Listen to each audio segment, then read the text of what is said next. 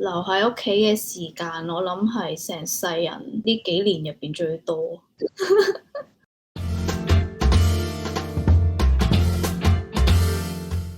Hello，大家好，我係 Fida，我係一個演員。今集咧，我哋就唔係同演員傾下偈啦，我哋咧將會同一位去咗美國紐約學跳 tap dance 嘅女仔咧一齊傾下。我哋咧係一齊喺一個主題樂園入面工作而認識嘅。喺香港嘅時候咧，佢亦都係一位 dancer 啦。我知道佢直情係有去玩打返啊！歡迎 Crystal。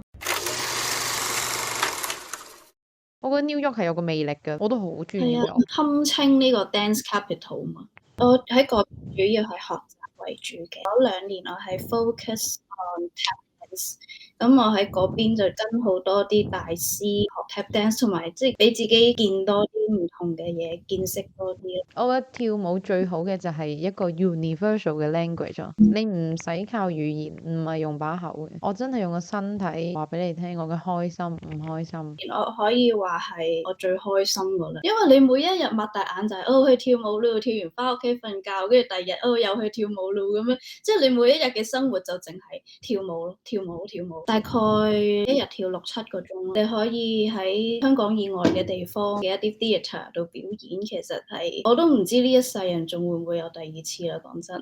喺 New York 嗰度2年，其中有半年到係經歷咗 pandemic。喺 New York 嘅情況係點樣㗎？我記得嗰陣時係2020年嘅3月18號，係第一日咯。係啊，因為即係突然之間宣佈得好急喎，係之前嗰一日宣佈話，我哋第二日就 lock down 啦，全部人要 stay home 啦。突然之間有呢啲消息話，所有 studio 全部要 close 啦，餐廳要 close 啦，咁即係日日嗰啲 case 喺美國係好犀利噶嘛。同埋嗰陣時嗰啲人係唔接受戴口罩呢一樣嘢噶嘛，跟住就佢哋有啲好歧視亞洲人嘅一啲舉動咁樣咯。佢哋有冇對你做過啲咩？我有經歷過幾次嗰啲歧視嘅出街，即係例如講晒粗口叫你返 Asia 啦，唔好留喺度啊，或者搭 subway 嘅時候，有一上車啲人會即係望住你頸巾嗰啲揞住個鼻，跟住就即刻走咗去遞卡咁樣，好驚咁樣。lockdown 嗰段時間嗰個情況係點？初就好多假希望嘅，初話2個星期嘅啫，跟住就慢慢就不斷係咁 extend，跟住就 extend 咗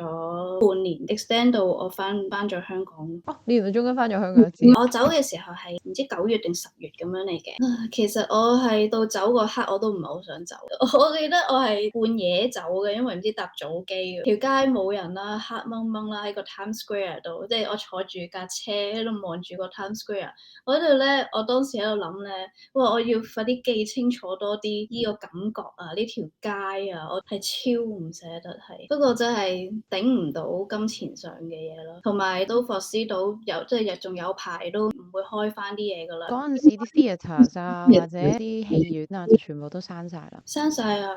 嗰啲Broadway show 都全部 close 晒，好似 close 咗都有超過大半年定1年先開翻。我聽佢哋講話咧，好似成個 theatre 都要坐得20個人咁樣，係一個大嘅 theatre。我有個 friend，佢本身係中咗入一個 Broadway show 嘅，但係突然之間有呢個疫情咧，成個 show cancel 咗冇咗，係有啲慘。我聽過有一個老師講咧，就話如果係一個工會類似嗰啲啦，即係如果你係一個 member 嘅話，你哋就完全冇任何受到呢啲資助或者津貼嘅。冇㗎，冇身份就冇㗎啦。我都係轉行咯，嗰排即係做超市又有啊，做 bartender 又有啊咁樣咯。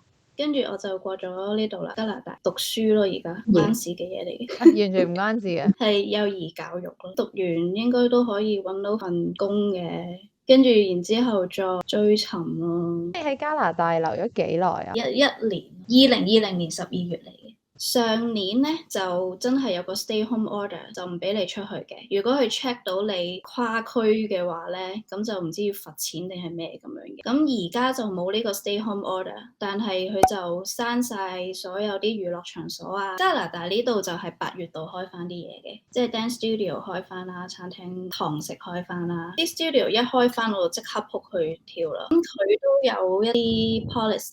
每個 studio 只可以有得幾個人咁樣啦，即係畫晒格仔，你只可以企喺你嗰個格仔入邊，要戴晒口罩咁樣。後尾就加咗話，一定要你出示一啲證明你係打晒2針，你先至可以入去入邊咯。有一堆人都會照除口罩，佢哋唔戴嘅，即係出到outdoor地方就一定唔會戴咯。佢哋睇口罩呢一樣嘢唔係好 serious 咁樣咯，但係到12月尾就又再閂翻晒咯。即係計埋喺 New York 經歷咗第3次 lockdown，留喺屋企嘅時間，我諗係成世人呢幾年入邊最多。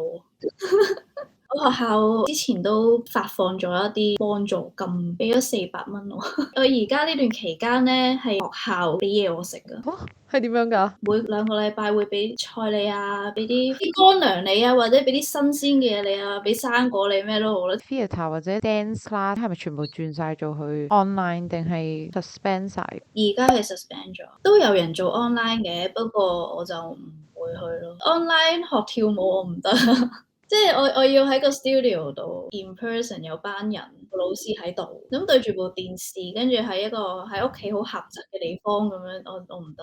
點樣可以做到啫？你只可以網上面望住我跳舞，你感受唔到我散發出嚟嗰個力度。再加埋我記得我喺 New York 嗰陣時咧，嗰個 internet 係好差嘅，係不斷係咁個畫面 freeze 咗啦，又斷線啦，我好難捱嗰段日子。特別係我哋呢啲真係一個 live 嘅 performance 咧，嗰個魅力係唔同噶，而係冇得取代噶。唔知係咪時間真係過得耐咗咧？我有少少唔記得咗。以前唔使戴口罩，好自由去邊都得，冇任何避忌啊。係啊，因為我好中意喺條街度食嘢嘅，即係我知可能對某一啲 culture 嚟講咁樣好冇禮貌啦，但係我就係好中意一度行一度喺度食嘢，我覺得好 free 咯。然後而家就算我可能係買咗杯珍珠奶茶喺條街度行去飲，你都 feel 到其他人嗰啲奇異眼光。我都唔知咩叫正常嚟㗎，會有一個新嘅正常出現咯。有咩想同喺香港嘅 dancer 朋友或者演員朋友講呢？唔好放棄咯，真係啊！其實真係有好多阻撓，一路喺條路度，我都有好多阻撓。現實生活中嘅阻撓啦，屋企人嘅阻撓，即係身邊咧不斷係有好多聲音叫你去停嘅。咁但係有好多呢啲，我會形容雜聲，唔好理佢咯。你好確實自己好中意嗰樣嘢，好想做嗰樣嘢，就唔好放棄咯。即係有啲嘢呃唔到自己啦，動搖咗行歪咗，即係呃唔到自己，又想行翻過嚟。呢啲先至係真正嘅中意咯，我覺得。希望有一日我哋可以喺 New York 街頭再見。喺疫情底下真係有好多嘅計劃打亂咗，特別對我哋藝術工作者咧，呢個影響非常之大。所以見到 Crystal 佢為咗繼續追佢自己嘅夢想，even 呢一刻佢唔係做緊一啲佢最中意做嘅嘢都好，佢都繼續努力冇放棄，因為佢有一個好清楚嘅目標，就係一定會翻返去 New York 繼續追佢嘅跳舞。下一集我哋終於翻返嚟亞洲，大家估下我哋去邊度？下集見。